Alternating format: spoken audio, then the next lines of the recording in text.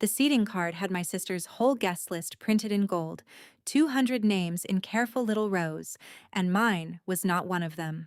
I stood at the edge of the lawn in the shoes I'd broken in on 3 continents, holding a card that didn't hold me, while a man with a clipboard asked if I was with the catering company. My dad texted me one line that afternoon at my sister's wedding, and I still have it saved. No one cares about your career.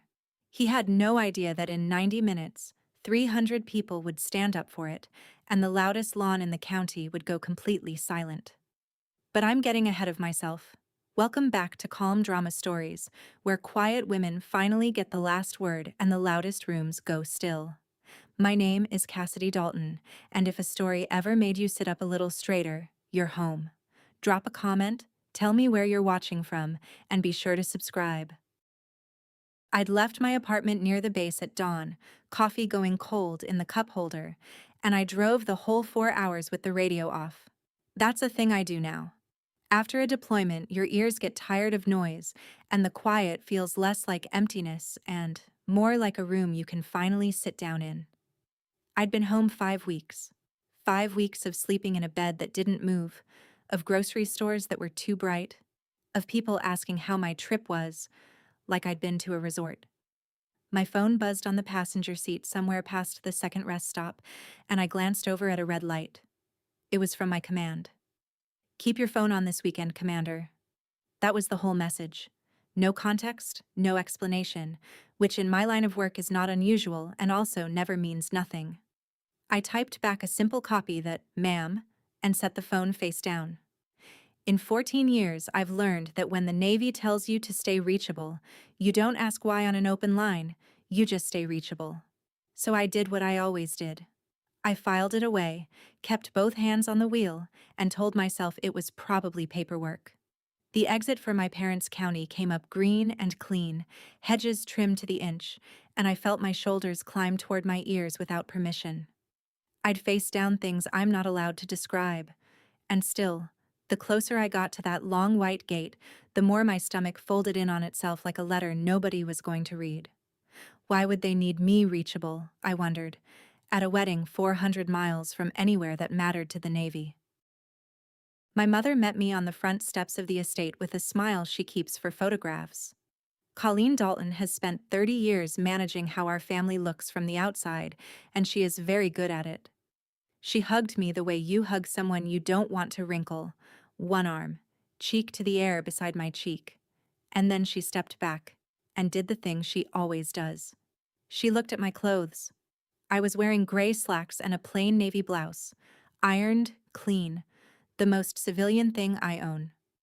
Her eyes went from my collar to my flat shoes and back up, and something in her mouth tightened a quarter inch. "You made it," she said, like she'd bet against it. "We're so glad."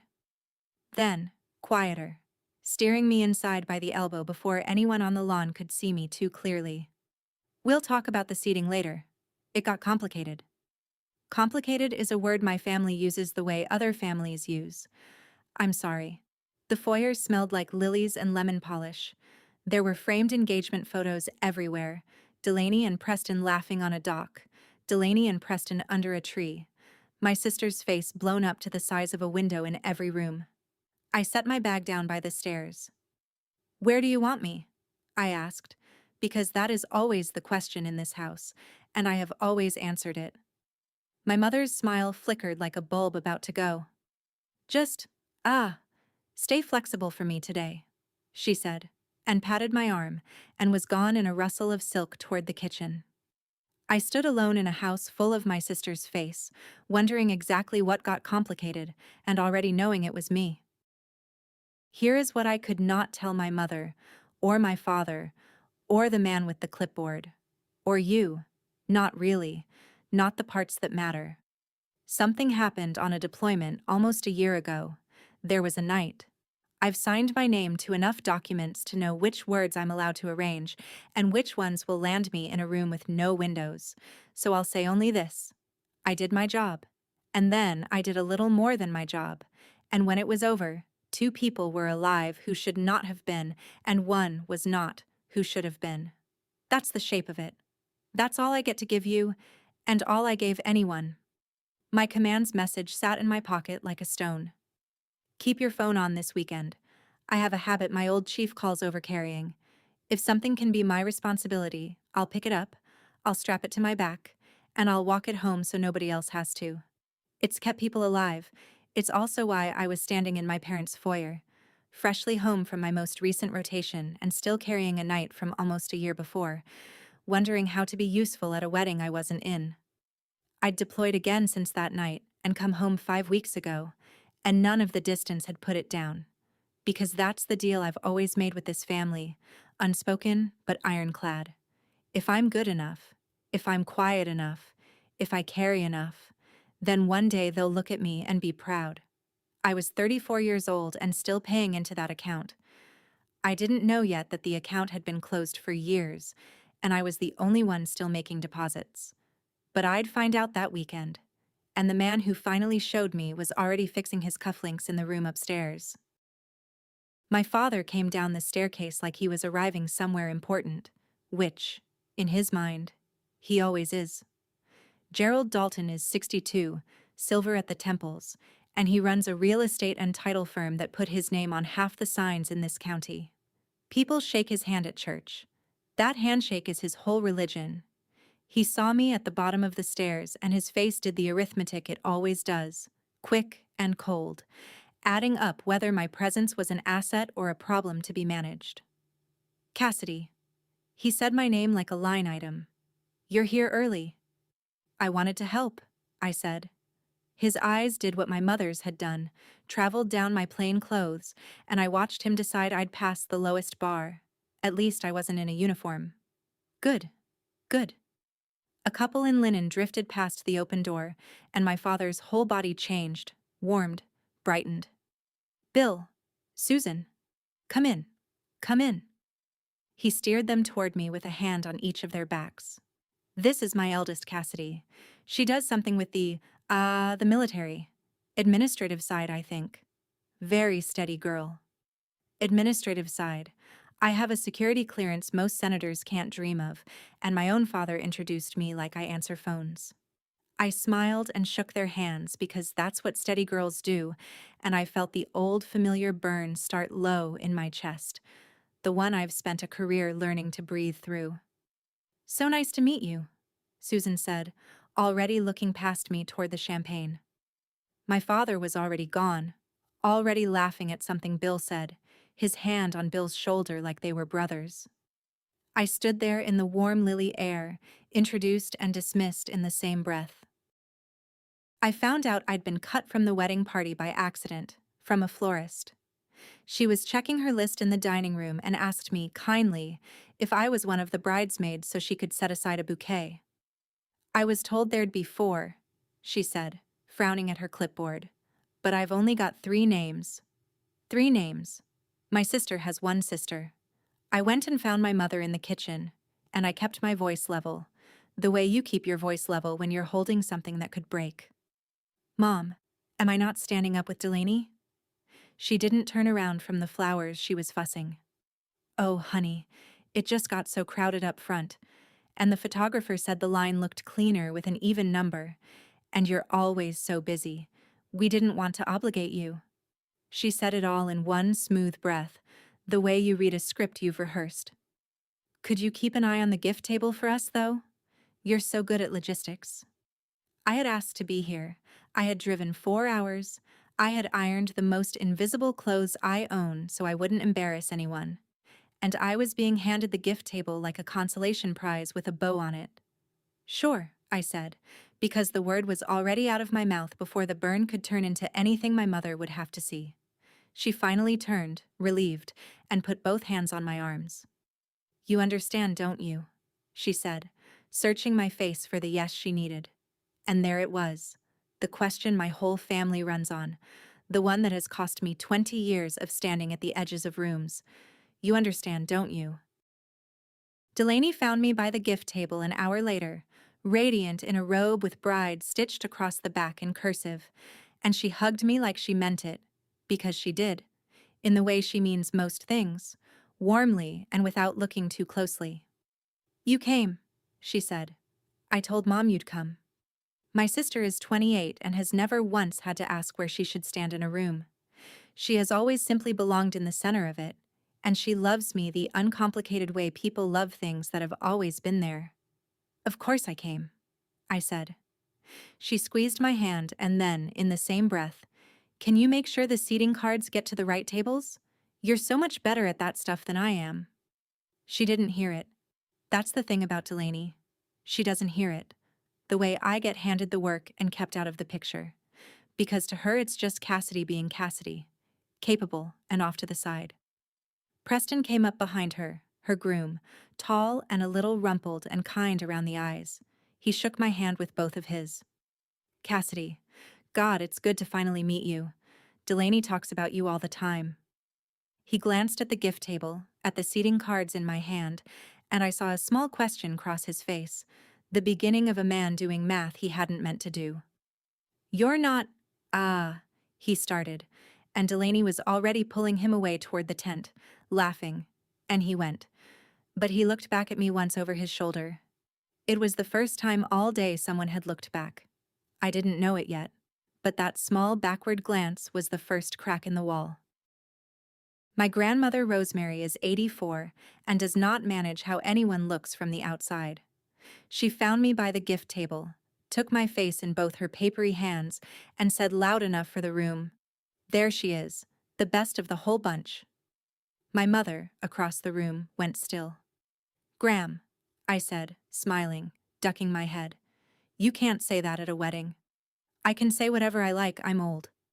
She pulled me down to her level, and her voice dropped, and the smile went out of it. "Cassidy, listen to me. They're keeping something from you." I felt the day tilt half a degree. "What do you mean?" "There was a letter," she started. "It came to the house last," and then my mother was there, appearing at Rosemary's elbow the way she appears, all warmth and steel. "Mama, you're going to wear yourself out. Let's get you sitting down before the heat." She had a hand on my grandmother's shoulder, already turning her, already steering, and Rosemary looked back at me with her whole face saying more that she couldn't finish. "A letter," she mouthed. And then my mother walked her away toward the shade, murmuring about her blood pressure, and the moment closed like water over a stone. I stood there with a stack of seating cards in my hand and a hum starting behind my ribs. A letter that came to the house. Something they were keeping from me. In my family, secrets aren't unusual, but they usually run one direction, out, to keep the picture clean. This one was running the other way, and it had my name on it. I looked down at the cards in my hand and, for the first time that day, I stopped being sad and started being curious. I'd brought a canvas bag with me from the car, an ugly practical thing, olive drab, the kind you can throw in a trunk and forget. Inside, wrapped in a spare shirt so it wouldn't rattle, was a small blue box. I hadn't opened it. That sounds strange, I know, to carry a thing 400 miles and not open it, but I'd had my reasons, and the reasons had names I wasn't ready to say out loud in a house full of lilies. When my mother swept Rosemary away, I took the bag upstairs to the room they'd put me in, the small one at the end of the hall that used to be a sewing room, and I slid it deep into the closet behind a stack of extra folding chairs. I stood there a second with my hand on the shelf. The box had come to me 2 weeks ago in a padded envelope with a return address I recognized, and a cover letter I'd read exactly once before I stopped. It was the decoration itself, the physical metal, mailed to me quietly ahead of a formal ceremony the Navy said it was still arranging, a date, and a place not yet set. Whatever it held, it had cost more than I could afford to think about at my sister's wedding, so I hid it. I'm good at hiding things. It's literally half my job, and I told myself I'd carry it back home unopened and deal with it some quiet Tuesday when there was no one around to watch my face come apart. I pushed the folding chairs in front of it and shut the closet door. Downstairs, someone was testing a microphone, the flat electric thump of it coming up through the floorboards. 1, 2, 1, 2. I went back down to the gift table, but all afternoon, some part of me kept feeling the weight of that closed blue box at the end of the hall, like a tooth you can't stop touching. The afternoon filled up with the small useful work nobody sees. I straightened the seating cards, I found a spare extension cord for the band. I fixed a wobbling table leg with a folded piece of cardstock, and I carried 2 cases of wine in from the delivery van because the caterers were short a pair of hands, and I have carried heavier things up worse hills. That's when it happened. A woman in a fascinator, a guest, older, pearls, caught my arm as I passed with the second case. "Excuse me, dear, could you tell them the bar's out of the good tonic? And when you have a moment, table 9 needs more bread." She wasn't being cruel. That's the part that stays with me. She looked at a woman in plain clothes carrying wine and simply saw the help, because that's the only frame she had for me, and I fit it. "I'll pass it along," I said. And I did, because it was easier than the conversation the truth would require. I set the wine down in the tent and stood for a second in the cool shade of it, and I thought about the rows of men and women I've stood in front of, the ones who'd have stopped breathing if I'd told them to. Here I was fetching tonic. I want to be honest with you, because I promised you honest. It wasn't the tonic that got me. It was how easily I let it happen, how well the frame fit, how many years I'd spent making myself small enough to fit whatever frame this family handed me. I picked up an empty tray and headed back out into the light. The band struck the first bars of a sound check, and a pair of headlights I didn't recognize turned in at the far white gate. I stepped out onto the front lawn to catch my breath, and for a moment I let myself remember somewhere I'm not allowed to name. Just the feel of it. Grit in my teeth. A radio voice going tight. A hand I was holding that had gone from gripping to not. 5 weeks. And it still comes up through the floor of me without warning, the way the microphone thump had come up through the floorboards. I closed my eyes, counted my breaths the way they teach you, and put it back in its box, the way I put everything back in its box. Just get through the weekend, I told myself. Smile at the pictures you're not in. Drive home Sunday. Open the real box on some quiet Tuesday, alone. That was the whole plan. That was as far as I could see. And then a black SUV I'd never seen before came up the drive slow, gravel popping under the tires, and stopped at the edge of the lawn. The doors opened. A man and a woman got out, both maybe 60, dressed with care. The man in a dark suit that didn't quite fit like he'd bought it for exactly one kind of occasion. A young woman climbed out of the back, early 20s, holding herself very straight. They stood there a moment, taking in the tent and the lights and the sea of my sister's face on every banner, and they looked lost and certain at the same time, the way people look when they've come a long way to do something they promised they'd do. The man saw me. Something in his face steadied. He walked toward me across the grass, and he said the words that split the whole day open. "Excuse me, is this the Dalton wedding? We're here for Cassidy." For a second I couldn't make my mouth work. Nobody comes here for me. I'm the one who comes for other people. "I'm Cassidy," I said. The man's whole face changed, the way a held breath changes when it finally goes. "We're the Reyeses," he said. "Eli's parents. This is his sister, Marisol." And the ground I'd been standing on all day, the careful small ground of the gift table and the tonic and the seating cards, quietly went out from under me. I had not spoken Eli Reyes's name out loud to anyone since I came home. I'd barely let myself think it. And now his mother was standing on my parents' lawn with her hands pressed together at her mouth, and his father was reaching for my hand, and his little sister was looking at me like I was something out of a story she'd been told her whole life. "We're sorry to come without warning," Mr. Reyes said. "We didn't want to make a scene, but we were told. We heard. You'd be here this weekend, and we couldn't. We just couldn't let it pass without—" His voice broke, and he stopped and gripped my hand harder. Behind me, I heard my father's voice come out onto the porch, bright and territorial. "Cassidy? Who are these people? Are they on the list?" I didn't turn around. I was holding Mr. Reyes's hand and looking at his wife, and I understood, in the cold, clear way you understand things you've been running from, that whatever weekend I thought I was having was over, and a different one was starting whether I was ready or not. "They're with me," I said, loud enough for my father to hear. "They're my guests." and I felt him go silent on the porch behind me, which almost never happens. My father waited until I'd gotten the Reyeses seated in the shade with cold drinks, and then he took my arm and walked me around the side of the house where the guests couldn't see, which is where all the real conversations in my family happen. "Who are they?" he said. Not a question, a demand.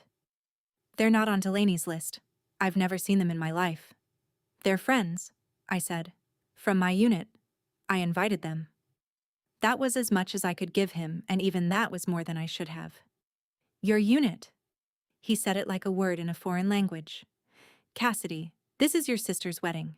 200 people.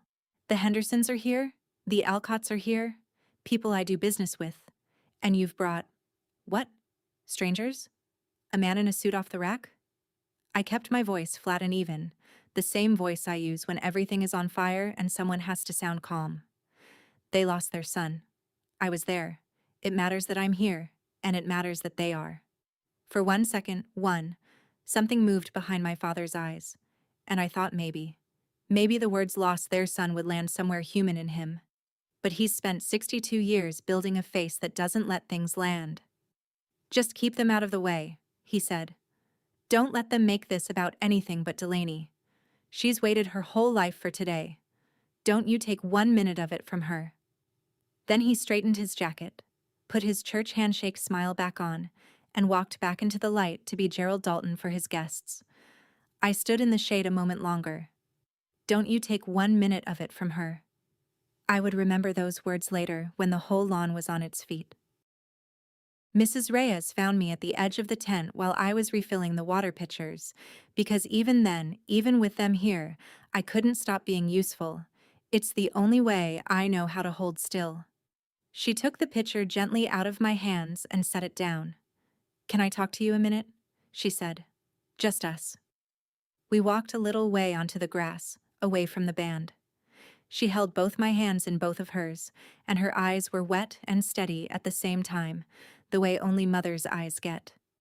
"We never got to thank you," she said. "Not properly. There was a service, and there were men in uniform who said kind things, and it was very correct. But nobody would tell us what actually happened. We're not allowed to know," they said. Her thumb moved over the back of my hand. "But I'm his mother. I know somebody carried my boy. I know somebody stayed with him. And when we heard your name, we knew it was you." "Mrs. Reyes," I said, and my voice did something I couldn't control, so I stopped and started again.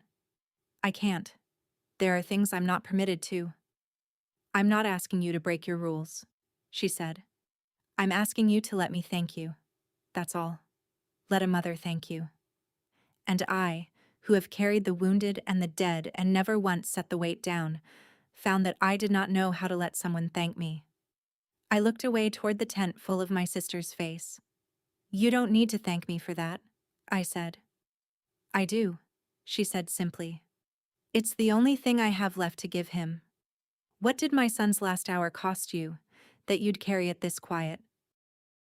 My father moved the Reyeses to a table at the very back before dinner, the one half behind a tent pole where they'd need to lean to see anything. He did it the way he does everything ugly, through my mother, through a whispered word to the coordinator, so that by the time I noticed, their place cards had simply migrated to table 14 at the rim of the lawn, near the generators. I found the coordinator and I did not raise my voice. I have learned that the people who get things done are almost never the ones raising their voices. "The couple at 14? I said. "The Reyeses. I need them at a table where they can see the toasts. Not the head table, I understand, but not by the generators either. What do you have?" She looked at her chart, harried. "Everything's assigned." "Then unassign something," I said, pleasant and immovable. "Or I'll speak to the bride." I would never have spoken to the bride, but I've spent a career knowing which pressure moves which door, and she believed me, and she found them a spot with a clear line to the front. I did for the Reyeses what I have never once managed to do for myself. I stood between them and the small cruelties of this family, and I made a place for them in the picture. And that's the thing I want you to sit with, because I've had to. I could fight for other people all day long. I would carry a stranger's mother's grief across a lawn on my back. But when it came to my own place at the table, I'd hand it over with a smile and say, "You understand, don't you?" The band shifted into something slow. The light started going gold. And upstairs, in a closet, the blue box waited. My mother caught me by the drinks table before the ceremony and reached up to my collar with 2 fingers, the way she used to fix my hair before church. There was a small pin there, a plain enameled thing, the insignia of a unit that no longer officially exists in any way I can discuss. I wear it the way some people wear a wedding ring for someone who's gone. It's not regulation to wear with civvies, technically, but no one had ever once noticed it in this house. Because no one in this house ever looks that closely at me, my mother noticed. "Sweetheart," she said, soft, "would you take that off? Just for today. Nothing, nothing military. We want the photos to feel timeless." Timeless. My hand went up to the pin on its own. I felt the little cool weight of it under my fingers. That pin has a name attached to it, and a face, and a last radio call, and I have worn it every day since a night I can't describe, to keep from forgetting how much it costs to still be standing here in gray slacks at a wedding. "It's just a small pin," I said. "No one will see it." "I'll see it," my mother said gently, and smiled, and waited. And here is the part I'm not proud of. I took it off. My fingers stopped for one beat, one at the clasp, and then I unpinned it and closed it in my palm and put it in my pocket, and I felt like I'd taken off a piece of my own skin and handed it to a coat check. "Thank you, honey," my mother said, and floated off toward the seats. I stood there holding a wedding I wasn't in clothes with nothing of me left on them. Preston heard my father talking about me. I didn't plan it, and neither did he. I was behind the caterer's tent looking for a working outlet for the coffee urn, and the 2 of them were on the other side of the canvas, close enough that I could hear my father's voice go low and confidential, the way it does when he's telling someone the real story. "Between us," my father was saying, "she's had a hard time settling. The military thing. Colleen and I hoped she'd grow out of it. Do something we could, put on a Christmas card. But she's stubborn. Gets it from her grandmother." A pause. The clink of ice. "We love her, obviously. She's not the daughter we planned on. Delaney's the easy one." I stood very still on my side of the canvas with a coffee urn in my hands. Not the daughter we planned on. There are things you can hear 100 times in 100 small ways over a lifetime, and then someone says the whole sentence out loud and it lands like a new wound anyway. And then Preston's voice. Quiet. And I hadn't expected it. "She served 2 combat tours, Gerald. That's the daughter you planned on. Any man would be proud." Silence on the other side of the canvas. My father, for once, without a smooth reply. Then cool. "You'll understand our family better once you're in it." I set the urn down before my hands could shake it. When I came around the tent, Preston was standing alone, jaw tight, and he saw me and knew instantly that I'd heard all of it. He opened his mouth. "Cassidy." "It's fine," I said, which was the biggest lie I told all day, but I filed his face away. Someone in this family had said proud. Delaney came looking for me 20 minutes before the ceremony, half in her dress, veil pinned crooked, panic bright in her eyes the way it gets bright in brides. Cass, the unity candle isn't lit, and the officiant can't find the lighter, and Mom's dealing with the flowers, and I can't do this if one thing goes wrong. Please, can you—" "I've got it," I said, and I did. I found the lighter. I fixed her veil.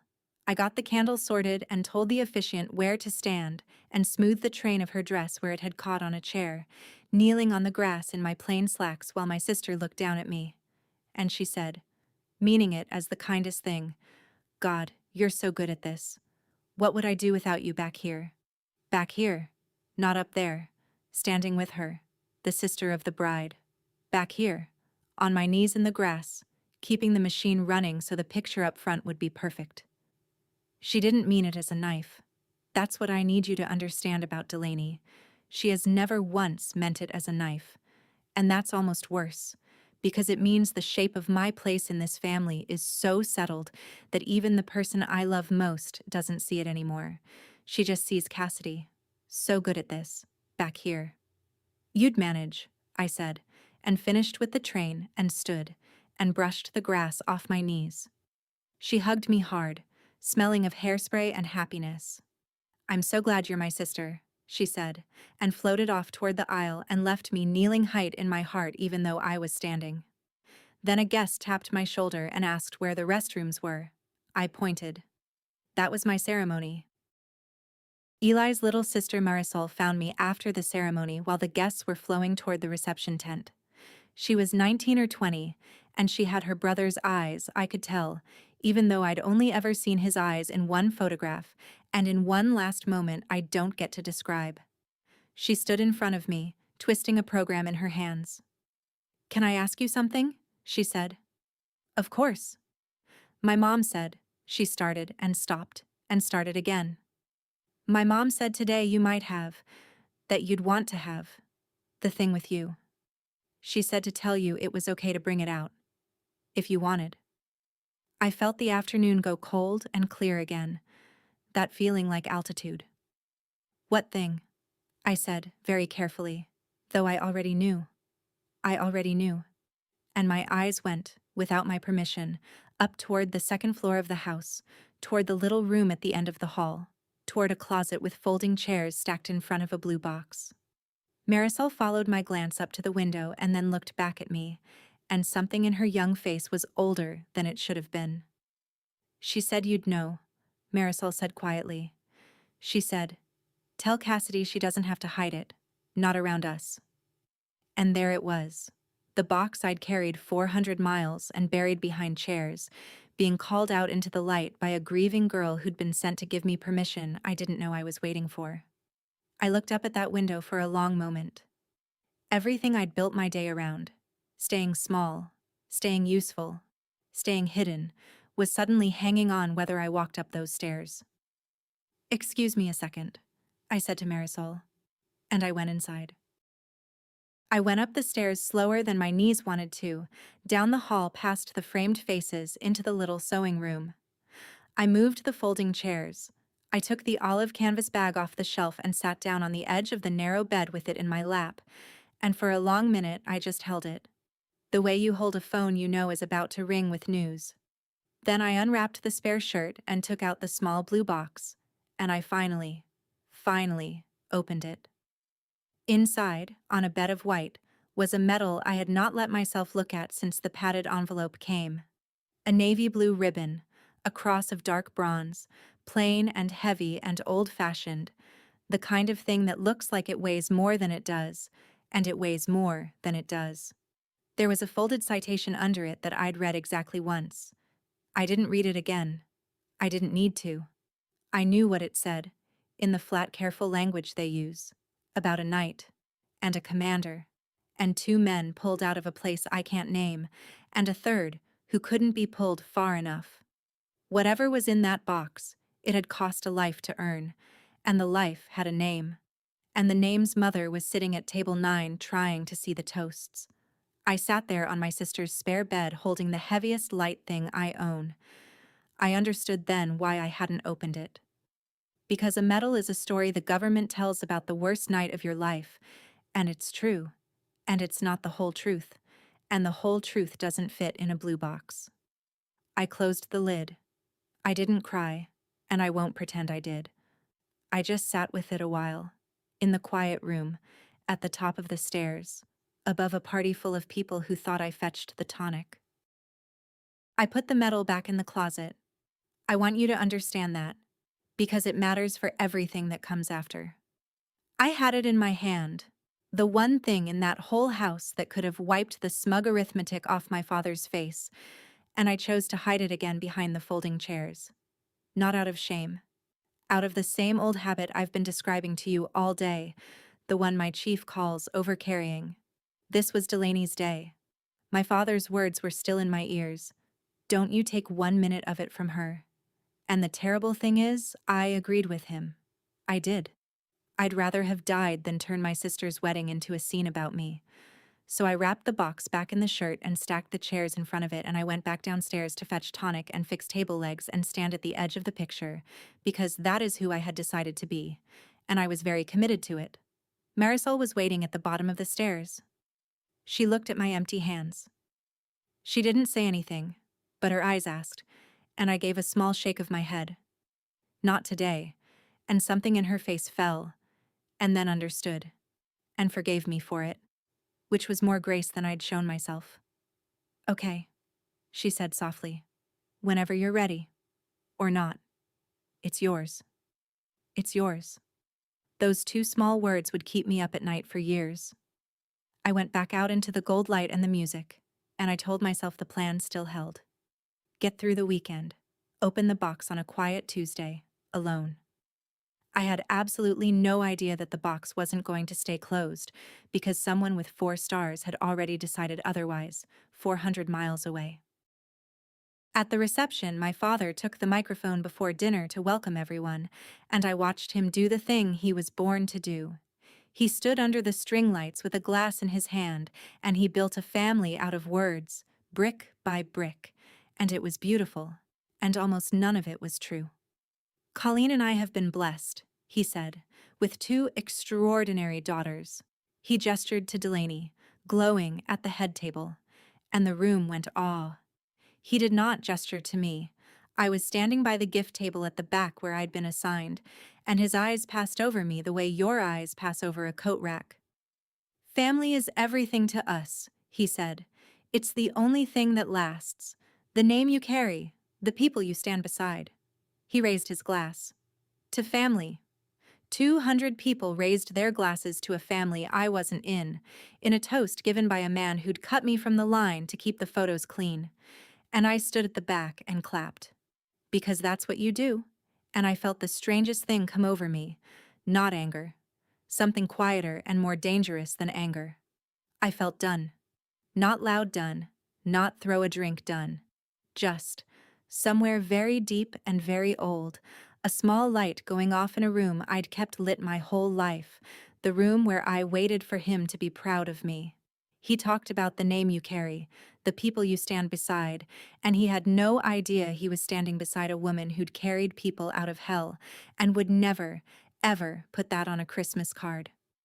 The band came back in, the salads went out, and a caterer told me table 9 still needed bread. Rosemary caught my sleeve as I passed with the bread. My grandmother has a grip like a bird's foot, and the timing of a woman who's watched this family for 60 years. Sit, she said, patting the chair beside her, and I sat. Because you sit when Rosemary tells you to. She leaned in close, her powder and her peppermint.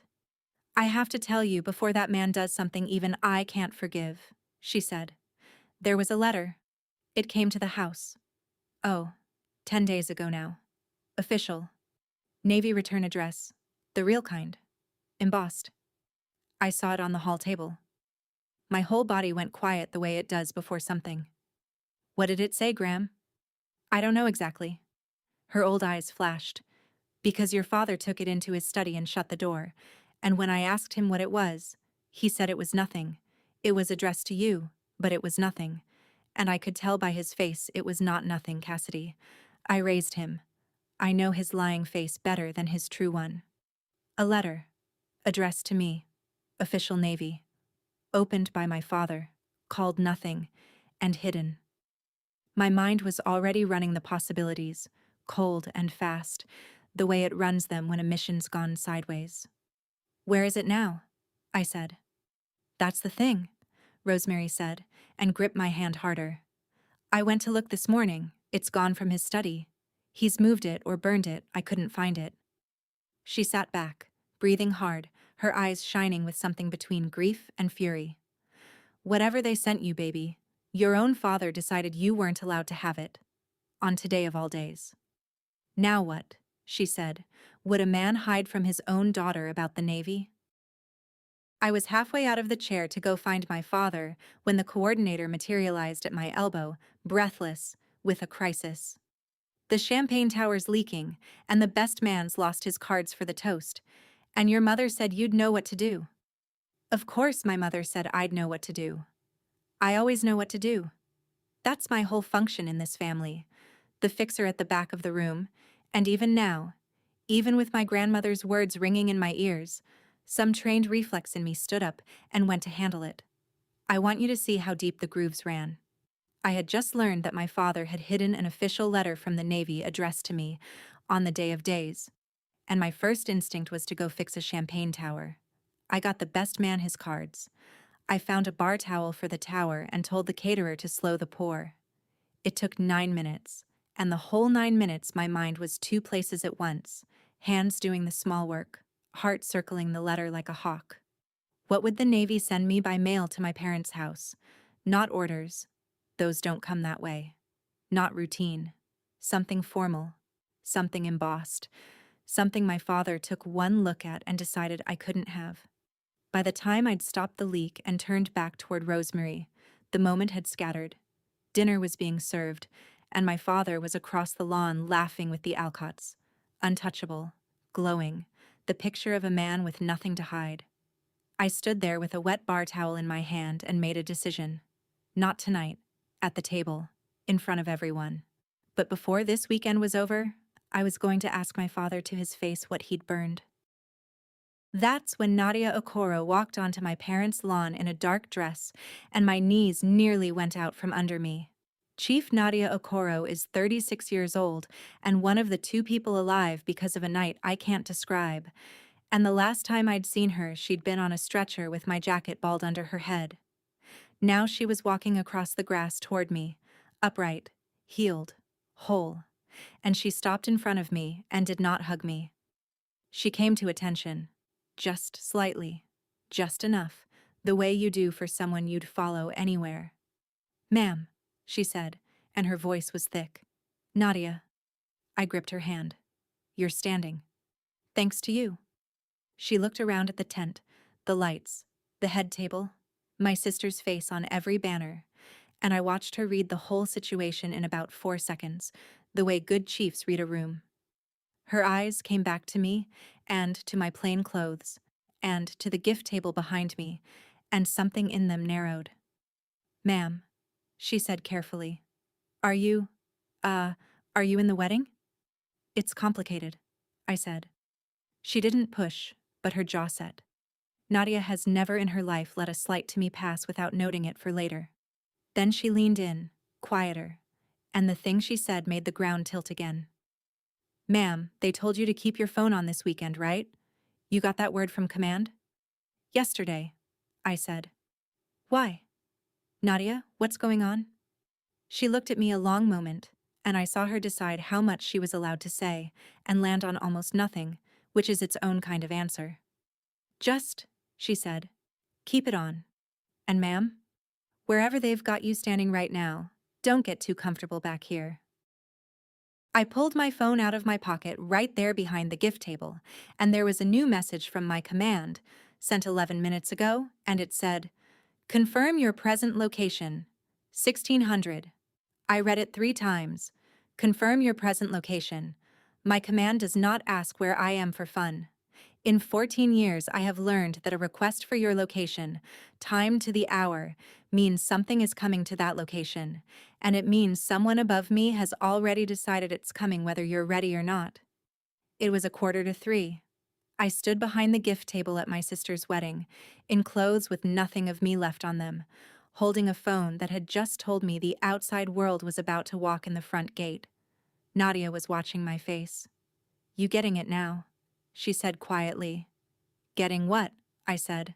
But my mouth had gone dry, because I was starting to put the shape of it together. The letter, the phone. "Keep it on. Confirm your location. The Reyes is driving 400 miles, Marisol saying she'd know, and a blue box behind the folding chairs upstairs." "Nadia, what did they plan?" She just looked at me, and there was something in her eyes that was pride and warning and love all at once. "You'll want to be standing somewhere with your head up, ma'am," she said. "Not back here. Not by the generators." I looked down at the phone. My thumbs moved over the keys and then stopped. Whatever was coming, once I confirmed my location, There'd be no putting it back in the box. I could feel the whole careful weekend I'd built, the small, useful, invisible weekend, waiting to come down.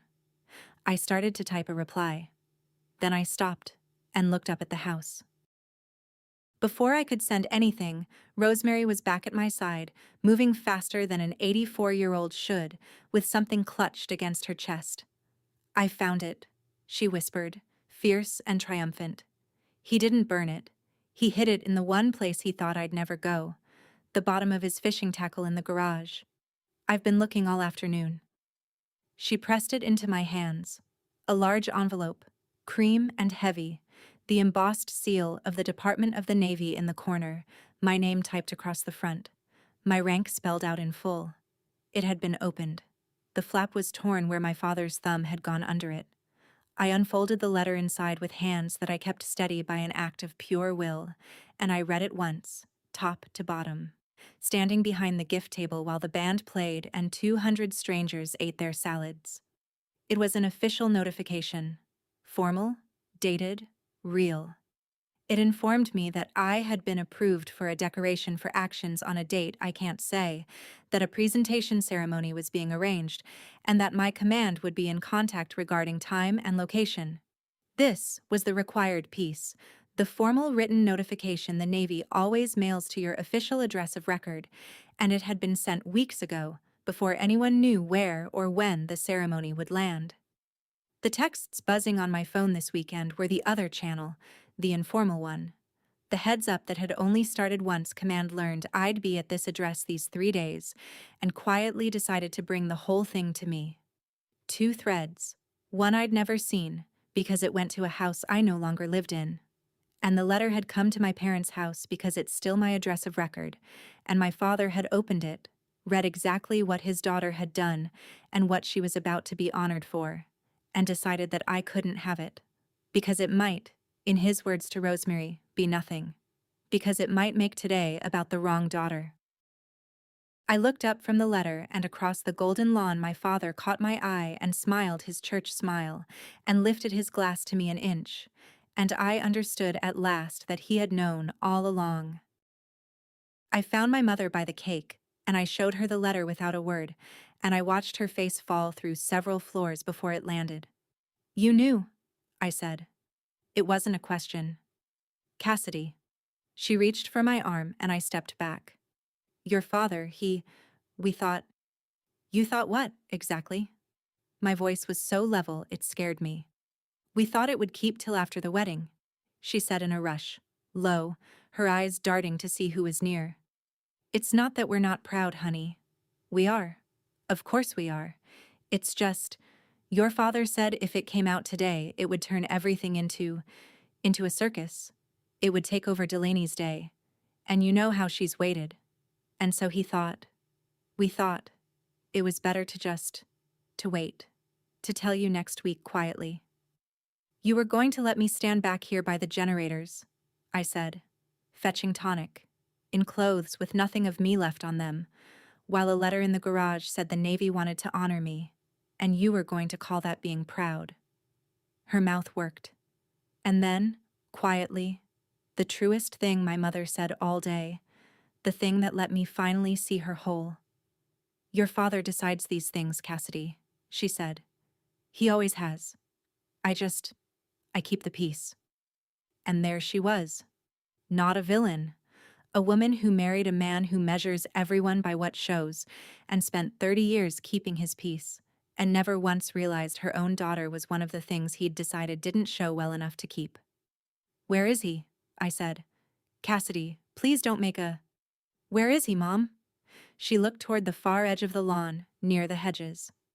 "He's setting up the family photo," she whispered. "He wants it before the light goes." My father was arranging people in front of the tall green hedges at the west end of the lawn, the photographer fussing with a reflector, the golden hour doing its work. Delaney and Preston in the center. My mother sliding into place. Grandmother Rosemary parked at the edge in her chair, refusing to smile. I walked up with the letter still in my hand, and my father saw it, and I watched him not flinch, which was somehow worse than flinching. "There you are," he said smoothly before I could speak. Good. We need you for a few of these, then you can get back to helping. Stand. Ah. He glanced at the frame, at the clean line of his perfect family, at the tall, dark hedge behind them. Stand over there, behind Rosemary, you can tuck in at the side. I didn't move. You opened my mail, I said, quietly. Just for him. You read it, and you hid it in your tackle box. His jaw tightened by a millimeter. It's not the day, Cassidy. It's an official notification from the Navy, addressed to me. And it'll keep. He said it flat, final, the voice he uses to close a deal. This is your sister's day. Not everything is about you and your career. He said the word career like it tasted bad. No one here came to see that. They came for Delaney. So let's just get the photo, and we'll deal with your Navy business next week. Privately. Like adults. The photographer called for everyone to look this way. My father turned his church smile back on for the camera. And behind that smile I finally saw the whole of him, a man so certain that worth is the thing you can show, that he'd hidden his daughter's honor in a tackle box to keep the picture clean. So I went and stood behind the hedge. I want to be honest about that, because I promised you honest. My father pointed me to a spot half hidden behind Rosemary's chair and the tall green wall of the hedge, where the frame would swallow me, where I'd be technically present and functionally erased. And I went.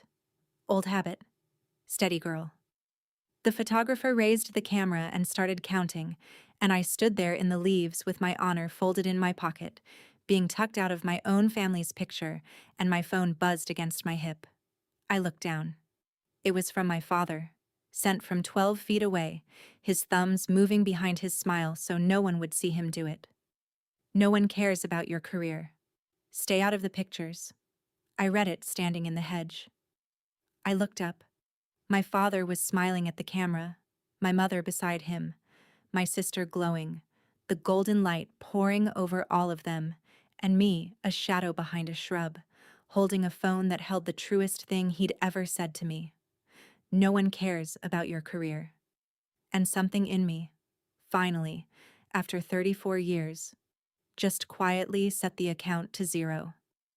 I walked out from behind the hedge, past the photographer, across the lawn, and I kept walking, out toward the row of cars parked along the drive, because the only plan I had left was the oldest one, the one I always fall back to.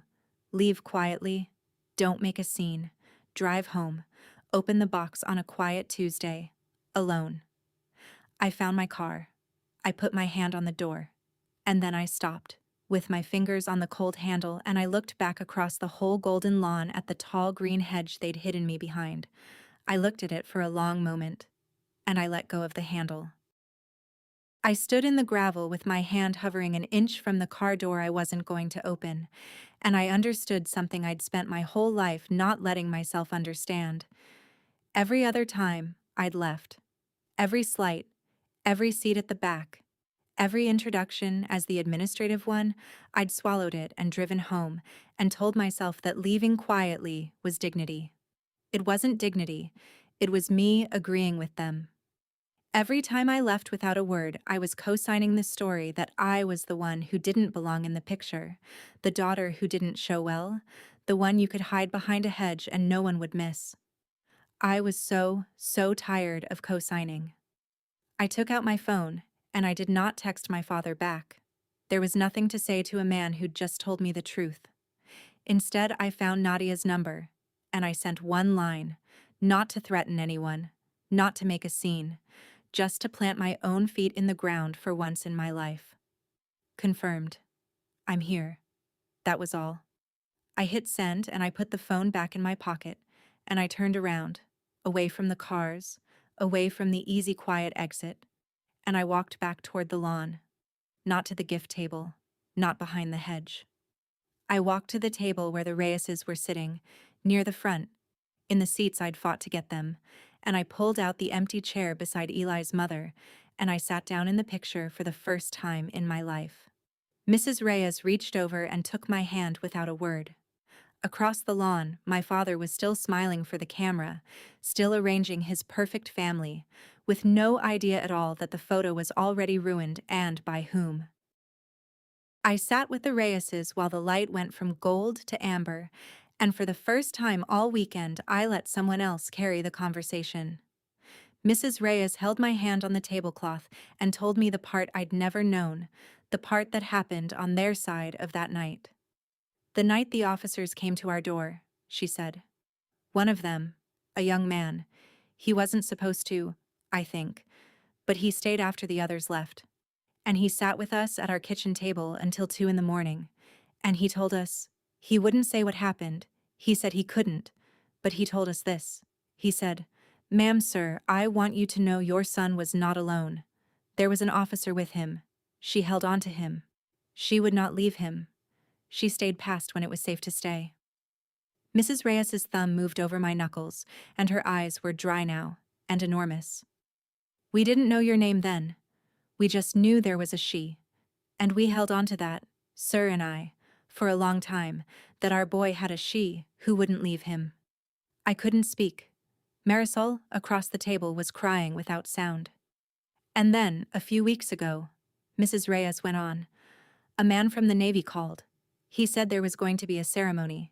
He said the she had a name, and it was Commander Dalton. And would we, the family, want to be there when they honored her? And I said, 'Sir, we will drive to the ends of the earth.'" She squeezed my hand until it hurt, and I let it hurt.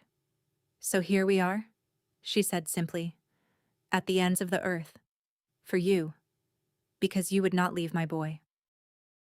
The lawn began to change, and my father was the last to feel it. First it was one car, then two, then a small line of dark vehicles pulling in along the drive and parking with a precision that civilians never quite manage. Men and women began to step out, not many at first, in dress uniforms and in sharp dark suits, and they did not come toward the tent.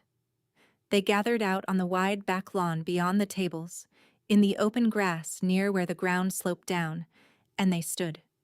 That's all. They stood, in loose ranks, quiet, hands folded, facing nothing yet, waiting for something. The guests noticed the way a room notices a change in air pressure before anyone can name it. Conversations at the tables thinned. A woman in pearls turned in her seat to look. The band, sensing the shift, faltered on a bar and recovered. And my father, up by the hedge, finally lowered his camera smile and looked out across his lawn at the growing crowd of still, serious strangers assembling on his grass. And I watched him do the arithmetic and come up with nothing, because for the first time all day, there was something happening at his event that he had not arranged, could not control, and did not understand. He started toward them across the lawn, brisk, proprietary, a man moving to correct a scheduling error. "Excuse me," I heard him call out, in his handshake voice. "Excuse me, I think there's been some confusion. This is a private event." And one of the men in uniform turned and looked at him, and said something I couldn't hear, and my father stopped walking. He just stopped, 10 feet from them, and stood there, and did not finish his sentence. Nadia appeared at my shoulder. "Ma'am," she said, "it's time you knew who's coming." Nadia crouched beside my chair so we were eye to eye, and she spoke low and fast, the way she briefs. "Ma'am, I need you to hear this from me before it happens, so it doesn't knock you flat. The decoration you were approved for, it's the Navy Cross." She let that sit 1 second. "They don't hand those out. You know that." I knew that. My whole body knew that. "The presentation was going to be at the base next month. Formal? Small?" she went on. "But Eli's unit asked for something. They asked if it could be done sooner, and, ma'am, they asked if it could be done wherever his family could be. Because they wanted the Reyeses to see the woman who stayed with their boy get honored, in person, with their own eyes. And you told command you'd be here this weekend." She glanced toward the back lawn, toward the gathering ranks. "So command made it happen. The request went all the way up, ma'am, and it got approved at the very top, in writing. Because when a decoration like this one is already signed and a fallen operator's own unit asks for the family to witness it, and a 4-star decides to carry it himself, the machine that usually takes months, moves in days. It stopped being a scheduling problem the moment the Admiral put his name on it. The whole unit wanted to come. More than the unit. She looked back at me, and there was water standing in her eyes now. There are almost 300 of them out there, ma'am. SEALs, corpsmen, support. People from 3 commands who heard what you did and got in a truck. And there's one more coming, and he's about 5 minutes out. And you need to be standing up with your head high when he gets here, not sitting at the back, not behind any hedge. I looked out across my father's golden lawn at the 300 still figures assembling on the grass, come from all over the country, for me. Nadia, I said, and my voice barely worked. Who's the one that's 5 minutes out? She almost smiled through the tears. Ma'am, she said. It's the Admiral.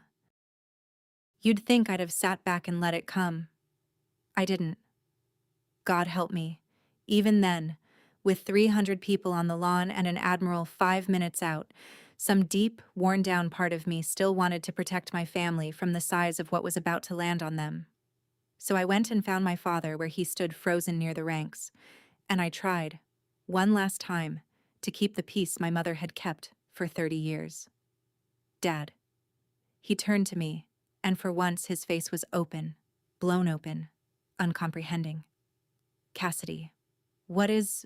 Who are all these? Listen to me, I said, low and urgent. In a few minutes something is going to happen here, and it's going to be big, and it's about me, and I can't stop it now. But I can make it smaller. Let me go out there and meet them and take it somewhere else, off to the side, quietly, and this can still be Delaney's day. Just, please, trust me. Let me handle this the quiet way. I was offering him grace he had never once offered me. I was offering to shrink my own honor to keep his picture clean, one final time, out of 34 years of habit. And my father, who had hidden a Navy Cross in his tackle box, looked at me and did the only thing he knows how to do. He tried to manage it. You've clearly caused some kind of scene, he said stiffly, gathering himself, reaching for control. I don't know what you've arranged, but this is not the time to make yourself the center of everything. Go and tell them to leave. Tell them it's a private wedding. He didn't know. He truly didn't know what was walking toward his lawn, and so I stopped trying to save him from it. Marisol came and found me one more time before it all began, and she told me the last piece, the piece I already carried but had never heard said out loud by someone who loved him. She stood in front of me with her brother's eyes and she said, I need you to know that we know what today is close to. She swallowed. Next Thursday is a year. Since Eli. A year. I hadn't let myself count, but she had. My mom wanted to be somewhere good this week instead of somewhere sad, Marisol said. And she said the best place in the world she could think of to be, the week before the anniversary, was standing in a crowd watching them honor the woman who stayed with him. Her voice held steady, which cost her something. So this isn't taking away from anybody's wedding, whatever your dad thinks. For us, this is the wedding. This is the only thing we've had to look forward to in a year. And there it was, the whole weight of it, set down gently in front of me by a 19-year-old girl. Eli Reyes was a real young man with a real family and a real anniversary coming, and I had been the last person to hold his hand, and I had spent this entire day fetching tonic and hiding his medal behind folding chairs because I was afraid of taking 1 minute from a sister who has never once had to fight for a minute in her life. I looked at Marisol, and I stopped being ashamed of the box. Your brother wasn't alone, I said. I need you to hear that from me, out loud once. He was not alone, and he was not afraid at the end, and I did not leave him. Marisol nodded, tears running clean down her face, and behind her, out on the drive, a single black car turned in at the gate and everyone on the lawn went still. The car came up the long drive slowly, and the sound of it was the only sound. The band had stopped. The guests had stopped.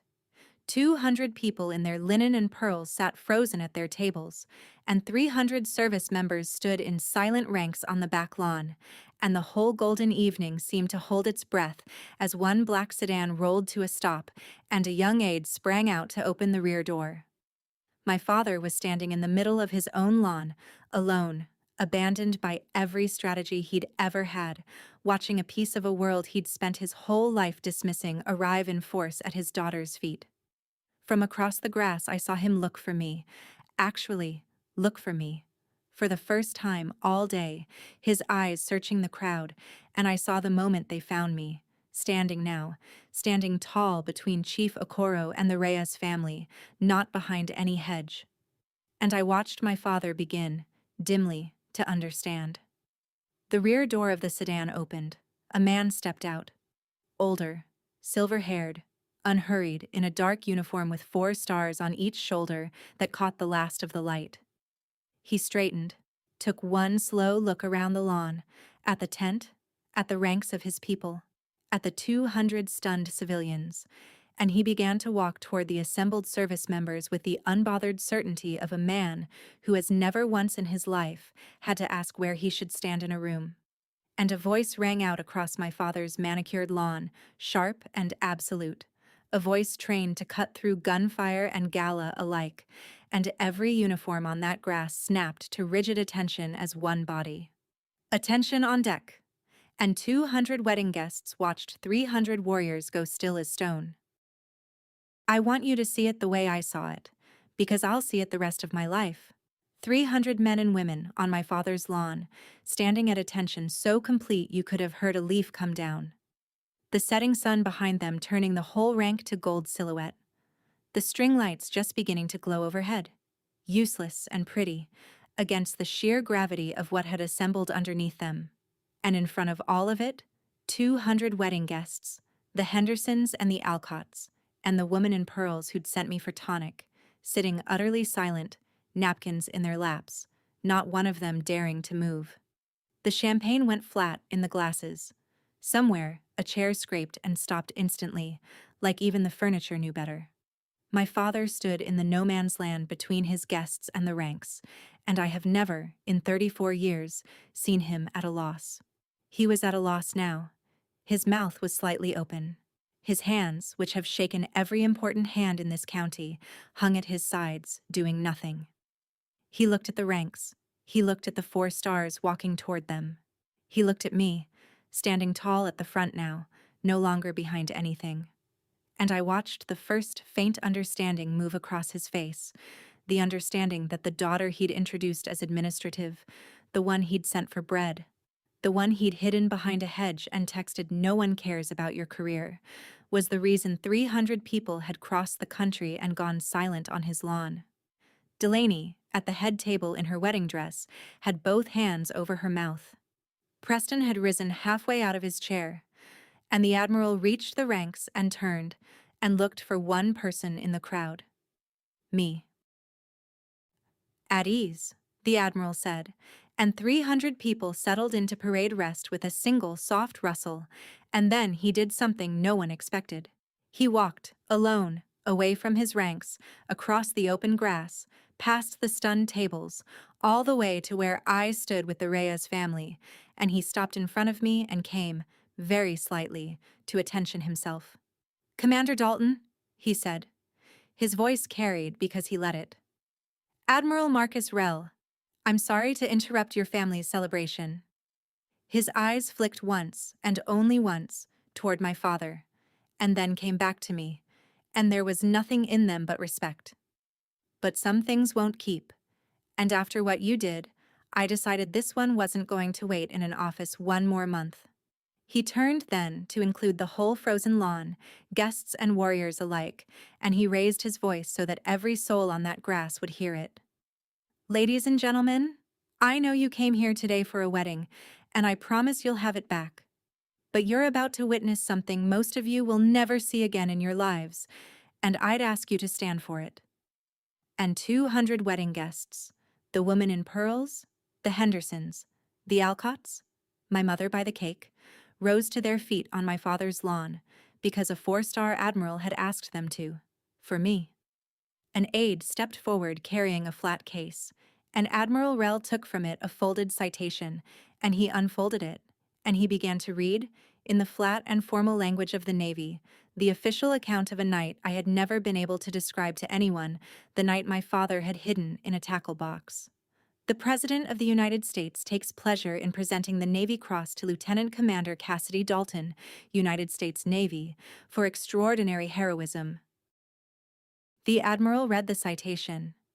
And I will not give you all of it, because parts of it belong to a room with no windows, and parts of it belong to Eli, and parts of it I still can't say out loud without going somewhere I can't come easily back from. But my family heard it. That's what I need you to understand. For the first time in 34 years, standing on their own lawn, my mother and my father and my sister heard, in plain, formal words, what their administrative daughter actually did on a night they'd never asked about. They heard the word ambush. They heard, without the classified details, that when the shooting started their daughter did not take cover, that she went the wrong way on purpose, into it, toward the wounded, and pulled 2 people out of a place the citation called untenable, and that she went back a third time for a third, and stayed with him past the point where staying was survivable, and would not leave him, and that because of what she did that night, 2 Americans came home alive who would not have. The Admiral's voice never rose. It didn't have to. 200 guests stood in total silence and listened to a story that recontextualized every small cruelty they'd watched all afternoon without knowing they were watching it. The woman in pearls had a hand pressed to her chest. Delaney was weeping openly at the head table, her veil in her fist. And my father stood alone in the grass, and I watched the words hit him one by one: career, heroism, the wrong way on purpose, and I watched something in his certain face begin, at last, to come apart, because he was hearing, in front of everyone whose opinion he had ever cared about, exactly what he had hidden in his garage.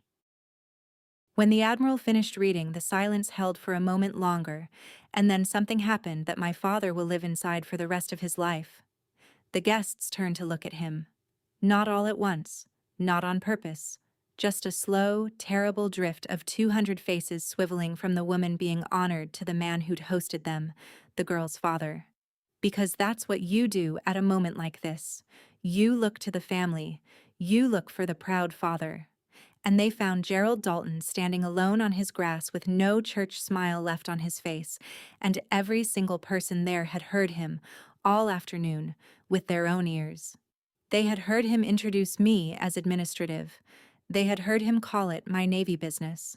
Some of them, the ones near the hedge, had even seen him wave me to the back. And now they looked at him and did the math that I had done years ago, and I watched it land on face after face after face, the understanding of exactly what kind of man hides this daughter behind a hedge. My mother had both hands pressed to her mouth. My grandmother Rosemary sat in her chair with her chin up and tears on her face, and something fierce and vindicated burning in her old eyes. And Delaney, my sister, the bride, stood up from the head table in her white dress, and she looked across the lawn at me, and then at our father. And I watched my sister's face change into something I'd never seen on it before.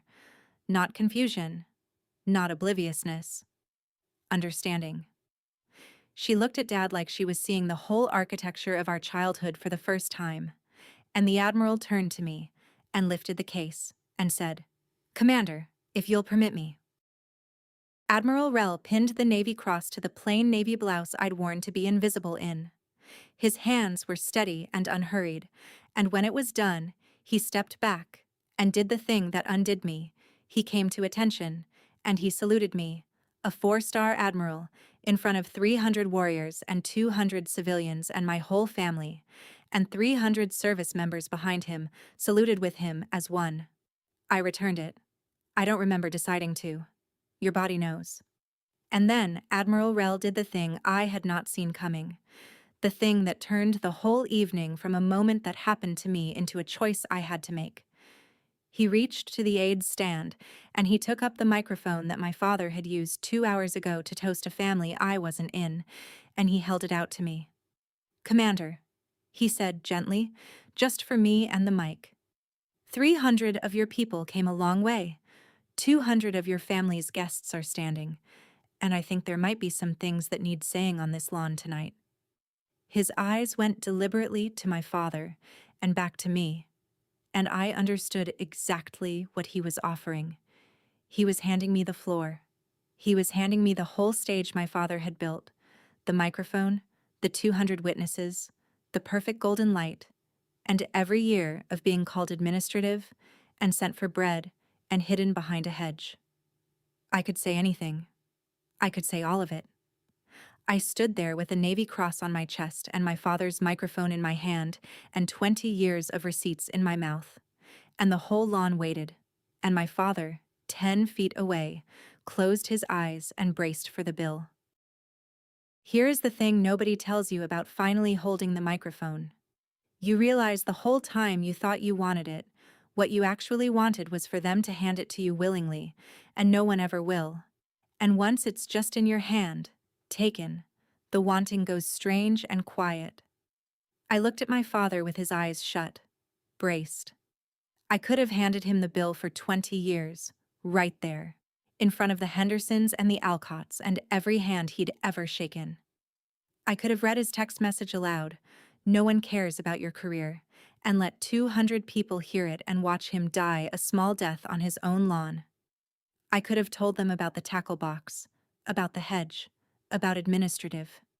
I had the receipts, and I had the room, and God help me. Part of me wanted to, part of me had wanted to my whole life. And then I looked past my father. I looked at Delaney in her wedding dress, on the day she'd waited her whole life for, standing there terrified that it was about to become the day her father was destroyed at her reception. I looked at the Reyes family, who had driven 400 miles the week before the anniversary of their son's death to watch honor done, not vengeance. I looked at Mrs. Reyes, who'd said the best place in the world to be this week was here.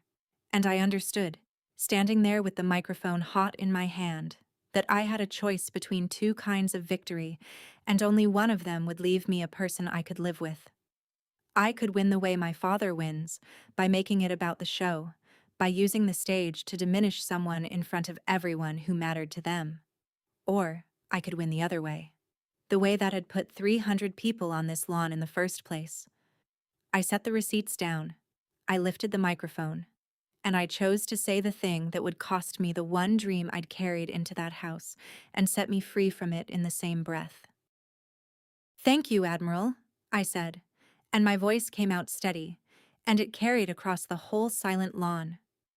"I want to say 3 things, and then I want you all to get back to a wedding." I turned first to the ranks. "To the people who drove across this country to stand on a stranger's lawn tonight, you are the reason I'm still standing anywhere. Chief Okoro, I'm glad you're on your feet. I'd go back for you tomorrow." Nadia's chin trembled and held. Then I turned to the Reyes family, and I made myself slow down, because this part mattered more than any of it.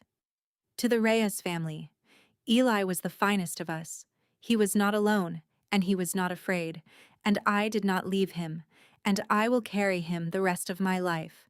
Thank you for coming the week before the hardest day of your year, to give this honor to him as much as to me." Mrs. Reyes bowed her head. And then, last, I looked at my sister, standing in her white dress with her hands at her mouth, and I felt the whole thing come clear and gentle in me at once. And to my sister Delaney, "This is your day. It has always been your day, and I would never take 1 minute of it." I let that hang, because my father had said those exact words to me that morning, and I watched them find him across the grass. So, I'm not going to stand up here and make this about anything else. I've got everything I came here without knowing I needed. I looked, just once at my father, and there was no cruelty in it, and no plea, which was new for me. I don't need anyone here to tell me what I already know. And I handed the microphone back to the Admiral, and I stepped down off the little rise. Done. "Cassidy," my father said.